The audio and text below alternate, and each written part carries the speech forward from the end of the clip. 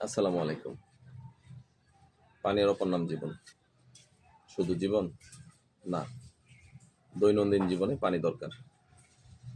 শুধু পানি খেলেই হবে না, একটা নিয়ম মতো পানি খেতে হবে। প্রতিদিন কতটুকু পানি খেতে হবে আমরা অনেকে জানি, অনেকে জানি না। পানি আপনি কম খান, পাশাপাশি আপনার বাচ্চাকেও পানি কম খাওয়াচ্ছেন।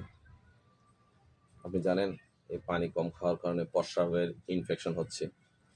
এই ইনফেকশন থেকে কিডনির সমস্যা হতে পারে, জ্বর হতে পারে, বিভিন্ন রোগ হতে পারে। সবার আগে কিডনির সমস্যা।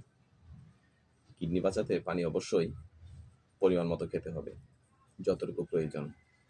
আপনি আপনার বাচ্চাকে নিয়মিত পানি খাওয়ান, কেননা কিডনি একটা গোপন রোগ। বাচ্চাকে বাঁচান, আপনি ভালো থাকুন, মানসিক প্রশান্তি পান, ভালো থাকবেন।